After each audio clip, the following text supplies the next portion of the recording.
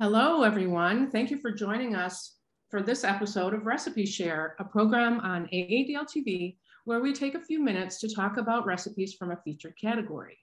Today's category is stone fruits. I'm joined today with Elizabeth and Katie to tell us about the recipes. So, Elizabeth, tell us about your recipe. Thanks, Beth. I am super excited about this one for a few reasons. So first of all, I found this cookbook, Everyday Dinners by Jessica Merchant from AADL. And I put a lot of cookbooks on hold and I paged through them quickly at my desk to see if I actually want to take them home. And I would say like 60 to 70% of the time, I actually don't, because I don't want to take it home if there's not at least a few things that I want to make from it. Super excited about this one.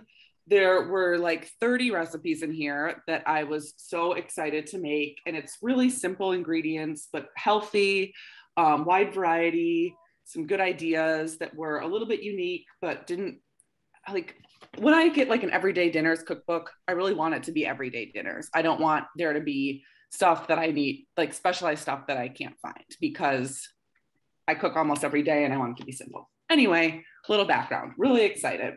And then I was even more excited when I found this recipe for stone fruit halloumi salad. Ooh. I absolutely love halloumi. I'm sure you both know what it is, but it's a kind of special cheese that you can grill or saute and it doesn't like melt. I think it's Greek. I should have researched this. Yes, Beth is nodding. Okay. And I love it. I use it all the time. We throw it on the grill. I like pan fry it. It's great. And this calls for a variety of stone fruits. So it calls for peaches, plums, pluots, which I didn't use because I don't know what that is. And I couldn't find them at Kroger, and then cherries. So I used peaches, plums, and cherries. And so basically you crisp up the halloumi just in a skillet so it gets kind of, browned on all the sides. And then you use some arugula, and I actually use some regular lettuce to some bib lettuce because I had it. You place that on a plate, and then you just have sliced up the stone fruit and sprinkled it with a little bit of salt, which was a really nice combo with all of those. You kind of arrange it on the plate like you can see here. And then you top it with the halloumi, some fresh basil, and then you also make pesto for the dressing to drizzle it. I absolutely love pesto. I make it multiple times a week. So I was really excited to see pesto in this as well. And it does suggest that you make it slightly, I guess it actually calls it like basil vinaigrette, but it's basically pesto, but it does suggest that you make it a little bit more, like you add a little bit of water and a little bit more oil to make it, and a little more lemon juice. So it's a little more liquid than maybe typical pesto might be. And so this was amazing. I really liked it. I can't stop holding up the picture because it's so beautiful. I find that stone fruits can be challenging for me because I feel like they are like at the perfect ripeness for such a quick amount of time. And it's also difficult to find those at the store where they're the exact like ripeness that you're looking for. So I prefer to get them at the farmer's market because I find that they're typically better, but whatever, these I got at the store, and it worked out pretty well. The cherries were good. The peaches and plums were pretty good, depended on the fruit itself, but it was great. Really beautiful side salad with lots of color. I think you could make it a whole meal, especially for lunch. I think I just made some brown rice to go with it just to kind of like make it a little more hearty. I loved it. Really excited. Going to make it again. Thought it was great. That is my stone fruit halloumi salad. That sounds yummy.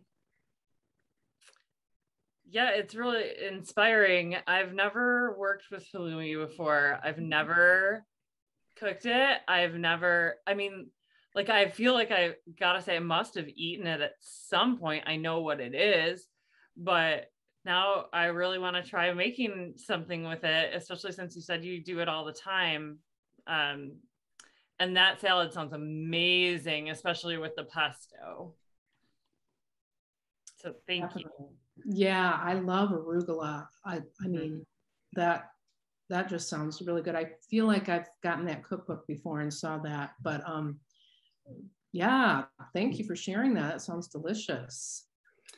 Yeah, it was good. And Katie, I will say also halloumi, in my experience, is pretty foolproof. So if you do decide to work with it, there's not that, like, I guess you could burn it, but it would be hard to do. It's like, it's really, I mean, you can do whatever with it, and it's really tasty. So I hope you experiment with it. Halloumi is the cheese, like the Greek restaurants where, you know, the upa cheese, right? Yeah. They'll put it out, they'll set it on fire. So yeah, yummy. Yeah. Cool. Well, Katie, do you want to tell us what you made? Sure.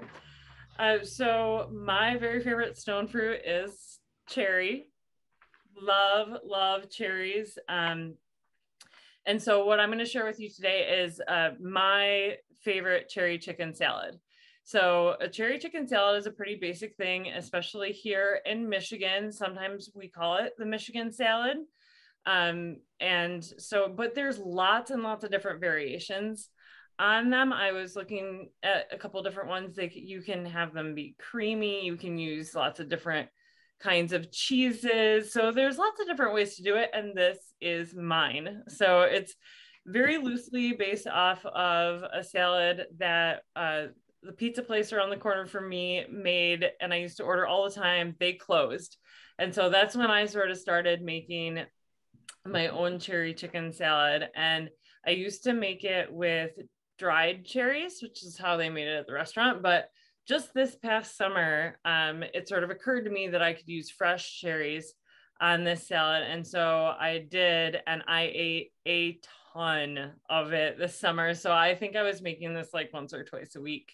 Basically, I would make it for dinner and then make like a mini one at the same time for lunch. Really nice and portable in that way. So this is how I do it. So basically, the night before, you're going to make your dressing and marinate your onions. So you take extra virgin olive oil, red wine vinegar, salt, pepper, and some fresh garlic.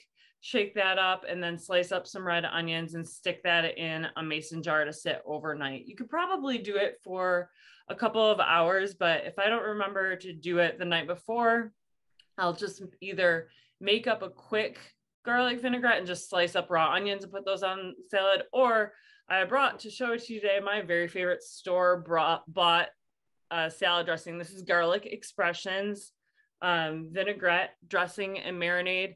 This is really good on a cherry chicken salad. It's really excellent on a Greek salad. It's really, really good on just about any salad. And you can find this at pretty much any grocery store. I've seen it at Kroger, Meijer, Whole Foods. So it's awesome. So versatile, wonderful on this salad. Back to that. So once your dressing is sorted, you're going to make the salad. And I just take a giant mound of arugula. So I love arugula as well. And that's what I use for the base of my salad. But you can also use mixed greens or whatever greens you have on hand. And then you put sliced cherries on top. You can use a cherry pitter, but I hate them. They splatter, and I have to use like an additional bowl to make sure that I'm protected. And so no, I use a paring knife and I slice the cherry meat off of the pit, and that works for me. Chop up some walnuts, and if you've got a little extra time, toasting those is delightful. And then a bunch of blue cheese crumble on there, and then I will usually put some grilled chicken breasts on top, though I've skipped that and just ate it vegetarian version, and that is lovely as well. One thing that I've recently discovered now that cherry season has sadly come to an end for us is that I was still really craving this salad. So last night I made it and I substituted apples for the cherries, and it worked out beautifully. So not a stone fruit, but a bit of a variation on this salad if that's not available. But that's my cherry chicken salad.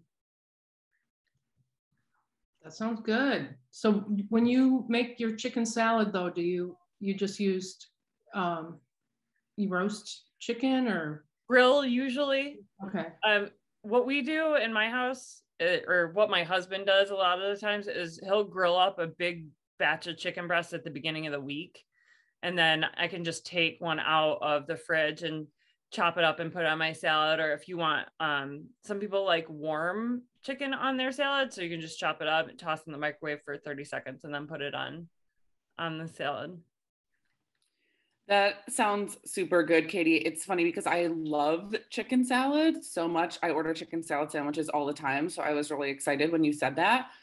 But I'm even more excited after you described it, because typically I tend to do like the creamy one where it's all mixed together and there's dried cherries and celery and chicken and then sometimes some nuts. But often like it'll be like slivered almonds instead of walnuts. You know, you can picture like chicken salad and then like it's like creamy on like a croissant or sandwich or something, which I love.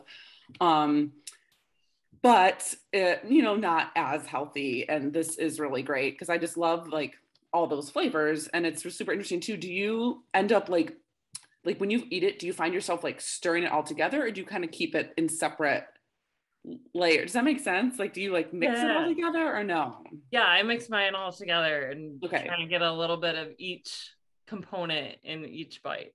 Yeah, that sounds awesome. But it would look really beautiful if you separated out your toppings as well too. So I think that would be good. And your creamy cherry chicken salad sounds good too. Yeah, I mean, it's just I'm excited. I love blue cheese too. Yeah, so, I was gonna say I love blue cheese in a salad. Yes. Yeah, that sounds super yummy. Okay, Beth, why don't you tell us what you chose for stone fruits? All right. So I found this really great cookbook, first of all, called Fruitful, and it shares all sorts of fruit recipes for throughout the year. It's divided by seasons. So it's got appetizers, it's got beverages, desserts, and even main dishes. And what I chose was a stone fruit mascarpone gratin. So I made this initially thinking that I would use whipped cream because my little granddaughter is coming over and she can have whipped cream without sugar.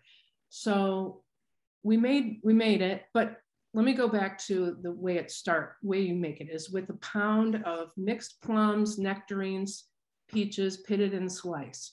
And then you add a tablespoon of melted unsalted butter and a little bit of fine sea salt. Then you roast that for about 25 minutes. And that's where I'd say that this recipe can stop right there if you want, because the roasted fruit is so good to just put on yogurt or ice cream, or, you know, just, it tastes like pie filling, you know. So what I was thinking that when you said earlier, Elizabeth, about how the short term that peaches and plums are at their greatest, you can do this with just when they're just the other side of great, you know, when they're a little bit mealy even, you can roast them up and super good. So I ultimately did end up, well, it calls for a gratin dish. I didn't have a gratin dish, so I made little ramekins, and it was pretty good. But I also realized I didn't follow the directions about using super fine sugar. Turns out super fine sugar, which I didn't have, but it's easy to make just by putting it in your food processor and processing it till it's a little bit finer. It's not the same as powdered sugar. It's different. So because when I first made it, I didn't have the right kind of sugar. It took a long time for it to broil, because that's what you do. You put it, then you layer the pan, the dish, with the mascarpone cheese, which you know what that is. It's kind of the texture of cream cheese, but it's a little sweet. And on the package, it says you can put it on bagels, but if I bit into a bagel with it, I'd be disappointed, just because it's a little bit sweet. But in this dessert, it's really super yummy. So you just put this little, you know, container, spread it on the bottom, put your cooled fruit after it's been roasted on top of that, layered on there. And I have a picture. And then with the superfine sugar, you broil it just for a couple minutes. And that's where it really made the difference, because with the sugar, the right size, it didn't broil down. It was still very good. But when I made it exactly the way the recipe, pretty much the way it said, it was very good. It was a really super simple dessert. And it was really kind of special. It felt like a real like special occasion dessert. So it was yummy. I would recommend stone fruit mascarpone gratin, and definitely check out this cookbook, Fruitful. So any questions? Just sounds really fancy. Yeah. Where do you find mascarpone cheese? So at Kroger, it was up front in their front cheese, where like specialty cheeses are. Okay. But kind of by, like the fresh mozzarella, that stuff. Okay. And also, I was lucky that I found it there, but originally we got it at another smaller market. But yeah, it's a little expensive. I mean, it's like $3.99, I think it was, for a small tub. But again, it just really kind of elevated it as a fancy dessert, and it was tasty. Cool. Yeah. If there's not anything else, I will say thank you, for watching Recipe Share.